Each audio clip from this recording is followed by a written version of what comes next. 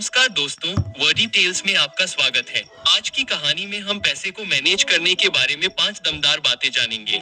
ये बातें शायद आप स्कूल में न सीख पाएं, लेकिन आर्थिक रूप से सफल होने के लिए ये बहुत जरूरी है। जैसे जैसे हम सैम के सफर को देखेंगे, हम कुछ नए शब्द भी सीखेंगे और देखेंगे कि वाक्यों में उनका इस्तेमाल कैसे करना है। इससे हमें मजेदार और आसान तरीके से अंग्रेजी की प्रैक्टिस करने में मदद मिलेगी। तो अंत तक हमारे साथ बने रहिए।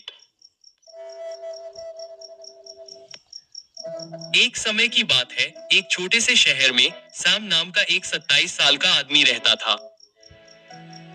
एक दोपहर वह सड़क के किनारे बैठा था और विचारों में खोया हुआ था। 5 साल तक कड़ी मेहनत करने के बाद भी उसकी जिंदगी में कोई सुधार नहीं हुआ था। सैम सोच रहा था कि क्या गरीबी से बचने और सच्ची दौलत हासिल करने का कोई तरीका है। जब वह एक आलीशान हवेली के पास से गुजर रहा था, तो किसी ने उसे बिना इजाजत के ऊंचे लोहे के गेट से अंदर जाने के लिए मजबूर कर दिया। उसे नहीं पता था कि उसकी यह हिम्मत उसे पैसे के बारे में जिंदगी बदलने वाली सीख देगी।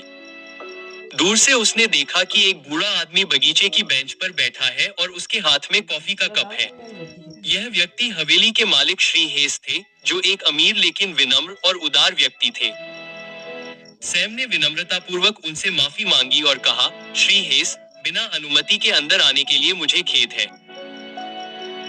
श्री हेस को सैम को पहचानकर आश्चर्य हुआ, लेकिन उन्होंने उनका स्वागत किया, ये जानने के लिए उत्सुक थे कि वह क्यों आए हैं। सैम श्री हेस के बगल में बैठ गया और बोला, सर, मैंने 5 साल काम किया है और अच्छी तनख्वाह पा रहा हूँ, फिर भी मेरी जिंदगी नहीं बदली है। मैं फिजूल खर्ची नहीं करता, लेकिन मैं आगे नहीं बढ़ पाता। क्या आपके पास कोई सलाह है कि मैं जैसा कोई व्यक्ति अमीर कैसे बन सकता है? श्री हेस ने गर्मजोशी से मुस्कुराते हुए जवाब दिया, कोई भी अमीर बन सकता है, सैम, आप भी। मैं पैसे के बारे में 5 सिद्धांत साझा करूंगा जो आपको स्कूल में नहीं सिखाए जाएंगे। इनका ध्यानपूर्वक पालन करें और मैं आपको विश्वास दिलाता हूँ, आप खुद को वित्तीय सफलता के मार्ग पर पाएंगे।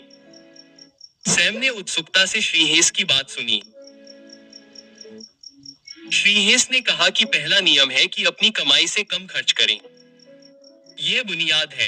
अगर आप इसमें महारत हासिल नहीं करते हैं, तो आप दूसरे चरणों पर नहीं जा सकते। उदाहरण के लिए, अगर आप हर महीने $5000 कमाते हैं, तो कम से कम $2000 अलग रखें। अगर यह $3000 है, तो $1000 बचाएं। अपनी आय से अधिक खर्च करने से बचें, चाहे वह कर्ज हो या जुआ।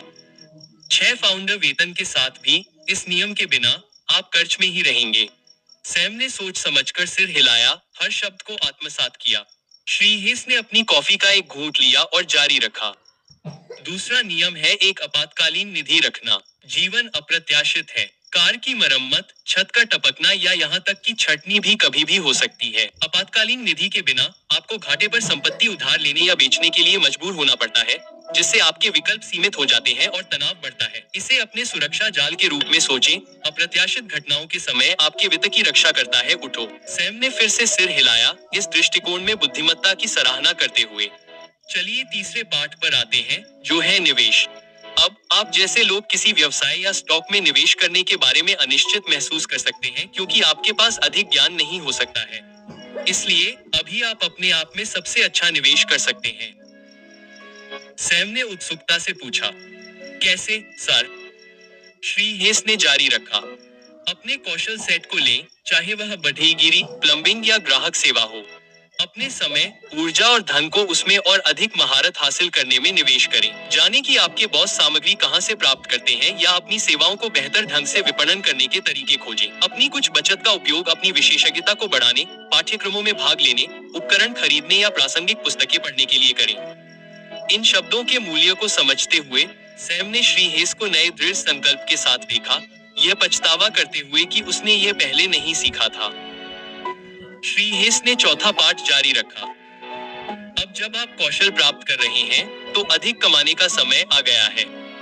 एक बार जब आप अपनी क्षमताओं को निखार लेंगे, तो हो सकता है कि आप अपना खुद का व्यवसाय शुरू करें और आपकी आय बढ़ेगी। अब आपको प्रति घंटे के हिसाब से भुगतान नहीं किया जाएगा, लेकिन आप जो उत्पादन करते हैं उसके आधार पर कमाते हैं। आप जितनी मेहनत करेंगे, आप उतना ही अधिक कमाएंगे।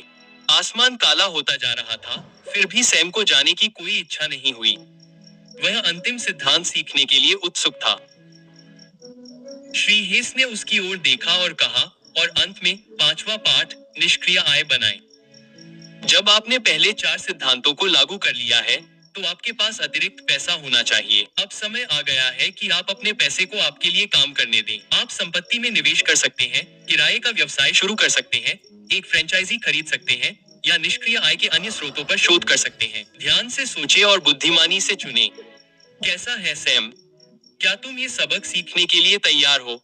उद्धरण चिन्ह। श्री हेस ने मुस्कुराते हुए पूछा।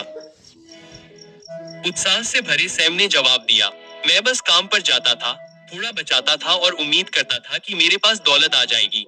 लेकिन अब मैं समझ गया हूँ कि एक असली रणनीति है और मैं आपके अमूल्य मार्गदर्शन के लिए आभारी हूँ।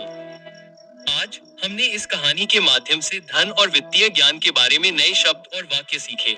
याद रखें, नियमित रूप से अभ्यास करने पर अंग्रेजी सीखना मजेदार हो सकता है।